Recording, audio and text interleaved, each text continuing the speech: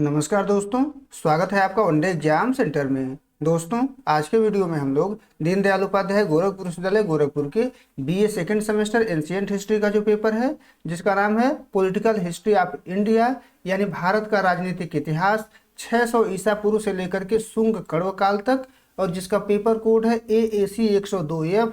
इससे संबंधित 100 महत्वपूर्ण बहुविकल्पी प्रश्नों की प्रैक्टिस करेंगे। ये प्रश्न परीक्षा में बार बार पूछे जाने वाले प्रश्न हैं, तो परीक्षा देने जाने से पहले इन प्रश्नों को जरूर देख करके जाइएगा। आपको बता दें कि ये हमारा दूसरा प्रैक्टिस सेट है। इसके पहले हम लोगों ने एक और प्रैक्टिस सेट कर लिया है। अगर आपने उसको नहीं देखा है तो आप हमारे प्लेलिस्ट में जा करके देख सकते हैं।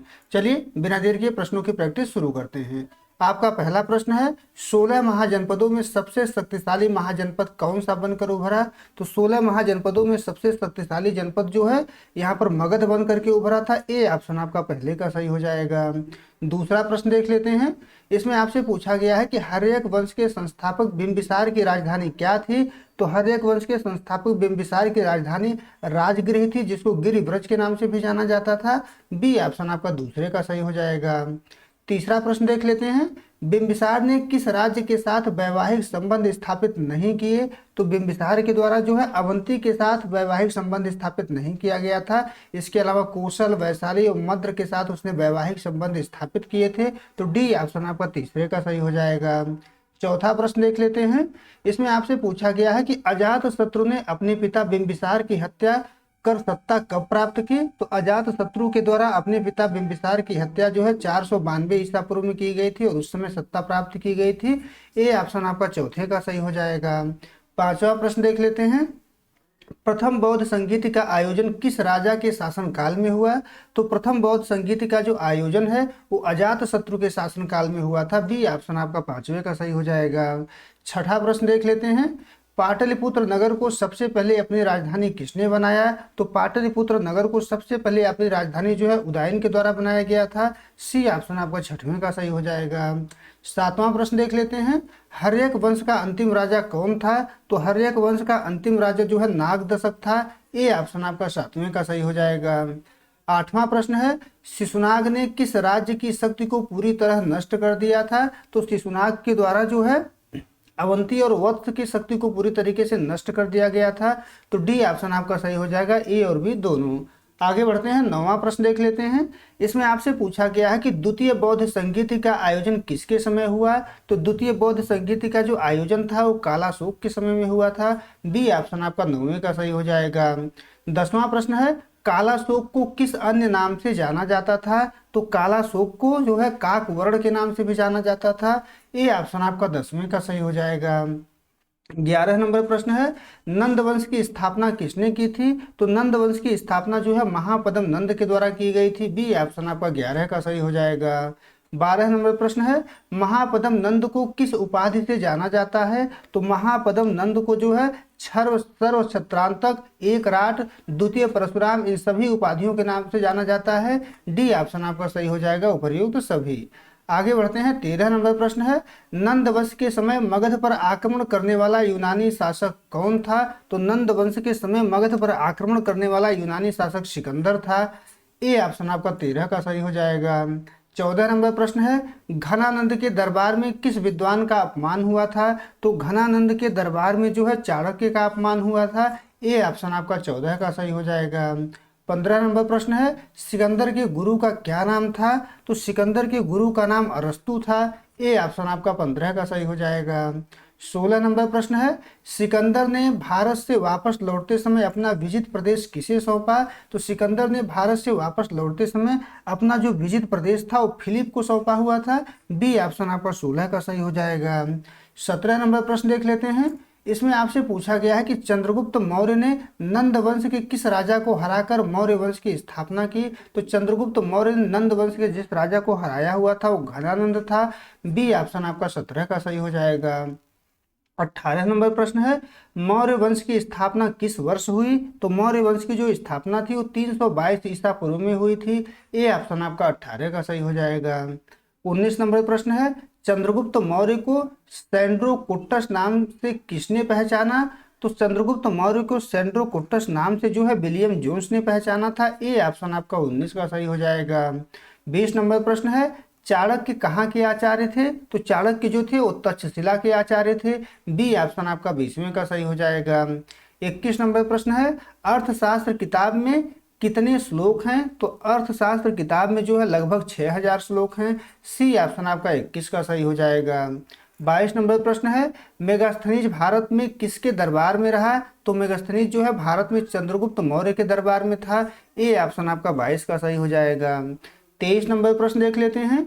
इसमें आपसे पूछा गया है कि चंद्रगुप्त मौर्य के समय सौराष्ट्र में सिंचाई के लिए कौन सी झील बनवाई गई? तो चंद्रगुप्त मौर्य के समय सौराष्ट्र में सिंचाई के लिए जो है सुदर्शन झील बनवाई गई थी। ए ऑप्शन आपका 23 का सही हो जाएगा। 24 नंबर प्रश्न है, बिंदुसार के शासनकाल में कहाँ विद्रोह हुआ था? तो बिंदुसार के शासनकाल में तक्षशिला में विद्रोह हुआ था। ए ऑप्शन आपका 24 का सही हो जाएगा। 25 नंबर प्रश्न है, बिंदुसार किस संप्रदाय का अनुयायी था? तो बिंदुसार जो था वो आजीवक संप्रदाय का अनुयायी था। सी ऑप्शन आपका 25 का सही हो जाएगा। 26 नंबर प्रश्न है, अशोक का राज्याभिषेक किस वर्ष हुआ? तो अशोक का जो राज्याभिषेक था वो 269 ईस्वी पूर्व में हुआ था। बी ऑप्शन आपका 26 का सही हो जाएगा। 27 नंबर प्रश्न है, पुराणों में अशोक को क्या कहा गया है? तो पुराणों में अशोक को अशोक वर्धन कहा गया है। ए ऑप्शन आपका 27 का सही हो जाएगा। 28 नंबर प्रश्न है, कलिंग युद्ध में हुए विनाश को देखकर अशोक ने किस नीति को अपनाया? तो कलिंग युद्ध में हुए विनाश को देख करके अशोक ने धम्म घोष को अपनाया हुआ था। बी ऑप्शन आपका 28 का सही हो जाएगा। आगे बढ़ते हैं, 29 नंबर प्रश्न देख लेते हैं। इसमें आपसे पूछा गया है कि अशोक के शिलालेखों को सबसे पहले किसने पढ़ा? तो अशोक के शिलालेखों को सबसे पहले जेम्स प्रिंसेप के द्वारा 1837 में पढ़ा गया था। ए ऑप्शन आपका 29 का सही हो जाएगा। 30 नंबर प्रश्न है, इसमें आपसे पूछा गया है कि अशोक के किस शिलालेख में कलिंग युद्ध का वर्णन है? तो कलिंग युद्ध का वर्णन जो है अशोक के 13वें शिलालेख में है। डी ऑप्शन आपका 30वें का सही हो जाएगा। 31 नंबर प्रश्न है, धम्म के प्रचार के लिए अशोक ने किन अधिकारियों की नियुक्ति की? तो धम्म के प्रचार के लिए अशोक ने धम्म महामात्र की नियुक्ति की थी। ए ऑप्शन आपका 31 का सही हो जाएगा। 32 नंबर प्रश्न है, तृतीय बौद्ध संगीत कहाँ आयोजित की गई थी? तो तृतीय बौद्ध संगीत जो थी वो पाटलिपुत्र में आयोजित की गई थी। सी ऑप्शन आपका 32 का सही हो जाएगा। 33 नंबर प्रश्न है, अशोक ने नेपाल में किस नगर की स्थापना की थी? तो अशोक के द्वारा नेपाल में जो है ललितपत्तनम की स्थापना की गई थी। ए ऑप्शन आपका 33 का सही हो जाएगा। 34 नंबर प्रश्न देख लेते हैं, मौर्य साम्राज्य में प्रांतों को क्या कहा जाता था? तो मौर्य साम्राज्य में प्रांतों को चक्र के नाम से जाना जाता था। ए ऑप्शन आपका 34 का सही हो जाएगा। 35 नंबर प्रश्न है, मौर्य काल में नगर का प्रशासन कितनी समितियां चलाती थीं? तो मौर्य काल में नगर का जो प्रशासन होता था वो कुल 6 समितियां चलाती थी। सी ऑप्शन आपका 35 का सही हो जाएगा। 36 नंबर प्रश्न है, अशोक का कौन सा स्तंभ लेख सबसे लंबा है? तो अशोक का जो स्तंभ लेख सबसे लंबा है वो 7वां स्तंभ लेख है। ए ऑप्शन आपका 36 का सही हो जाएगा। 37 नंबर प्रश्न देख लेते हैं। इसमें आपसे पूछा गया है कि मौर्य वंश का अंतिम शासक कौन था? तो मौर्य वंश का अंतिम शासक जो है बृहद्रथ था। सी ऑप्शन आपका 37 का सही हो जाएगा। 38 नंबर प्रश्न है, बृहद्रथ की हत्या किसने की थी? तो बृहद्रथ की जो हत्या थी वो पुष्यमित्र शुंग के द्वारा किया गया था। ए ऑप्शन आपका 38 का सही हो जाएगा। 39 नंबर प्रश्न है, शुंग वंश की स्थापना कब हुई? तो शुंग वंश की स्थापना जो है 185 ईसा पूर्व में हुई थी। ए ऑप्शन आपका 39 का सही हो जाएगा। 40 नंबर प्रश्न है, पुष्यमित्र शुंग ने अपनी राजधानी कहाँ बनवाई? तो पुष्यमित्र शुंग ने अपनी राजधानी जो है विदिशा में बनवाई थी। 40 का बी ऑप्शन आपका सही हो जाएगा। आगे बढ़ते हैं, 41 नंबर प्रश्न देख लेते हैं। इसमें आपसे पूछा गया है कि शुंग काल में किस प्रसिद्ध व्याकरण ग्रंथ की रचना हुई? तो शुंग काल में जिस प्रसिद्ध व्याकरण ग्रंथ की रचना हुई थी वो आपका महाभाष्य था, जो पतंजलि के द्वारा लिखा गया था। ए ऑप्शन आपका 41 का सही हो जाएगा। आगे बढ़ते हैं, 42 नंबर प्रश्न देख लेते हैं। इसमें आपसे पूछा गया है कि भरहूत स्तूप का पुनरुद्धार किस काल में हुआ? तो भरहूत स्तूप का जो पुनरुद्धार था वो शुंग काल में हुआ था। बी ऑप्शन आपका 42 का सही हो जाएगा। 43 नंबर प्रश्न है, पुष्यमित्र शुंग के बाद राजा कौन बना? तो पुष्यमित्र शुंग के बाद राजा जो है अग्निमित्र बना हुआ था। ए ऑप्शन आपका 43 का सही हो जाएगा। 44 नंबर प्रश्न देख लेते हैं, कालिदास के नाटक मालविकाग्निमित्रम का नायक कौन है? तो कालिदास के नाटक मालविकाग्निमित्रम का जो नायक है वो जो है अग्निमित्र है। बी ऑप्शन आपका 44 का सही हो जाएगा।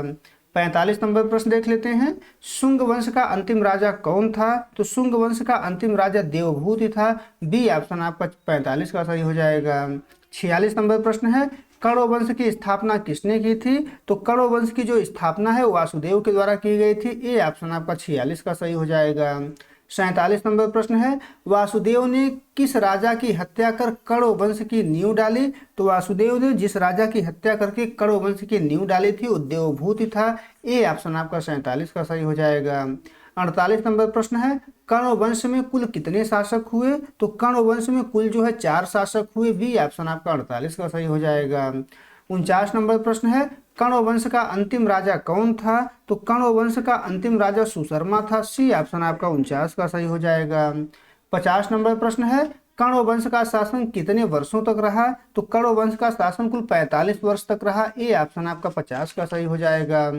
आगे बढ़ते हैं, 51 नंबर प्रश्न देख लेते हैं, मगध पर शासन करने वाले वंशों का सही क्रम क्या है? तो मगध पर शासन करने वाले वंशों का जो सही क्रम है वो पहले हर्यक वंश था, फिर शिशुनाग वंश आया, फिर नंद वंश आया, फिर मौर्य वंश आया, फिर शुंग वंश आया, फिर कण्व वंश आया। तो ए ऑप्शन आपका 51 का सही हो जाएगा। 52 नंबर प्रश्न देख लेते हैं, अंग महाजनपद की राजधानी क्या थी? तो अंग महाजनपद की राजधानी चंपा थी। बी ऑप्शन आपका 52 का सही हो जाएगा। 53 नंबर प्रश्न है, अजात शत्रु ने किस हथियार का प्रयोग युद्ध में किया था? तो अजात शत्रु के द्वारा जिस हथियार का प्रयोग किया गया था वो रथ मूसल और महाशिला कंटक था। तो सी ऑप्शन आपका सही हो जाएगा। ए और बी दोनों। आगे बढ़ते हैं, 54 नंबर प्रश्न देख लेते हैं, शिशुनाग किसका अमात्य था? तो शिशुनाग जो था वो नाग दशक का अमात्य था। ए ऑप्शन आपका 54 का सही हो जाएगा। 55 नंबर प्रश्न है, इसमें आपसे पूछा गया है कि सिकंदर की मृत्यु किस स्थान पर हुई? तो सिकंदर की जो मृत्यु है वो बेबीलोन में हुई थी। ए ऑप्शन आपका 55 का सही हो जाएगा। 56 नंबर प्रश्न देख लेते हैं, चंद्रगुप्त मौर्य ने सेल्यूकस को कब हराया? तो चंद्रगुप्त मौर्य ने सेल्यूकस को 305 ईसा पूर्व में हराया था। बी ऑप्शन आपका 56 का सही हो जाएगा। 57 नंबर प्रश्न है, मौर्य काल में राजस्व का मुख्य स्रोत क्या था? तो मौर्य काल में राजस्व का मुख्य स्रोत जो होता था वो कृषि यानी कि भूमि कर होता था। बी ऑप्शन आपका 57 का सही हो जाएगा। 58 नंबर प्रश्न है, अशोक के शिलालेख किस लिपि में नहीं मिलते? तो अशोक के शिलालेख जो है देवनागरी लिपि में नहीं मिलते, ब्राह्मी लिपि इसको कर लीजिएगा, ब्राह्मी लिपि, खरोष्टी लिपि, अरमाइक लिपि में मिलते हैं। सी ऑप्शन आपका 58 का सही हो जाएगा। 59 नंबर प्रश्न है, सांची का स्तूप किसने बनवाया? तो सांची का स्तूप जो है अशोक के द्वारा बनवाया गया था। बी ऑप्शन आपका 59 का सही हो जाएगा। 60 नंबर प्रश्न देख लेते हैं, इसमें आपसे पूछा गया है कि मौर्य काल में शिक्षा का सबसे बड़ा केंद्र कौन सा था? तो मौर्य काल में शिक्षा का सबसे बड़ा केंद्र जो है तक्षशिला था। बी ऑप्शन आपका 60 का सही हो जाएगा। 61 नंबर प्रश्न है, शुंग वंश के समय कौन से विदेशी आक्रमणकारी भारत आए? तो शुंग वंश के समय जो है यवन भारत आए हुए थे। ए ऑप्शन आपका 61 का सही हो जाएगा। 62 नंबर प्रश्न देख लेते हैं, इसमें आपसे पूछा गया है कि पतंजल किसके समकालीन थे? तो पतंजल जो है पुष्यमित्र शुंग के समकालीन थे। बी ऑप्शन आपका 62 का सही हो जाएगा। 63 नंबर प्रश्न देख लेते हैं, गरुड़ स्तंभ किसने बनवाया था? तो गरुड़ स्तंभ जो है हेलियोडोरस के द्वारा बनवाया गया था। ए ऑप्शन आपका 63 का सही हो जाएगा। 64 नंबर प्रश्न है, कण्व वंश के बाद मगध क्षेत्र पर किसका प्रभाव बढ़ा? तो कण्व वंश के बाद मगध क्षेत्र पर जो है सातवाहनों का प्रभाव बढ़ गया था। ए ऑप्शन आपका 64 का सही हो जाएगा। 65 नंबर प्रश्न है, मौर्य काल में अमात्य किसे कहा जाता था? तो मौर्य काल में अमात्य जो है अधिकारियों यानी कि मंत्रियों को कहा जाता था। तो बी ऑप्शन आपका 65 का सही हो जाएगा। 66 नंबर प्रश्न है, बिंबिसार ने अवंती के राजा प्रद्योत के पास किसे भेजा था? तो बिंबिसार ने अवंती के राजा प्रद्योत के पास जो है जीवक को भेजा हुआ था। बी ऑप्शन आपका 66 का सही हो जाएगा। 67 नंबर प्रश्न है, शिशुनाग वंश का अंत किसने किया? तो शिशुनाग वंश का अंत जो है महापद्म नंद के द्वारा किया गया था। ए ऑप्शन आपका 67 का सही हो जाएगा। 68 नंबर प्रश्न है, सिकंदर के समय मगध का राजा कौन था? तो सिकंदर के समय मगध का राजा जो है घनानंद था। बी ऑप्शन आपका 68 का सही हो जाएगा। 69 नंबर प्रश्न देख लेते हैं, इंडिका का लेखक कौन था? तो इंडिका का लेखक जो है मेगास्थनीज था। बी ऑप्शन आपका 69 का सही हो जाएगा। 70 नंबर प्रश्न है, बिंदुसार को यूनानी लेखकों ने क्या कहा? तो बिंदुसार को यूनानी लेखकों ने अमित्रघात कहा हुआ है। ए ऑप्शन आपका 70 का सही हो जाएगा। 71 नंबर प्रश्न है, अशोक ने कलिंग पर आक्रमण कब किया? तो अशोक ने कलिंग पर आक्रमण जो है अपने राज्याभिषेक के 8वें वर्ष में किया हुआ था, 261 ईसा पूर्व में। तो ए ऑप्शन आपका 71 का सही हो जाएगा। 72 नंबर प्रश्न है, उपगुप्त ने अशोक को किस धर्म की दीक्षा दी? तो उपगुप्त ने अशोक को बौद्ध धर्म की दीक्षा दी थी। तो बी ऑप्शन आपका 72 का सही हो जाएगा।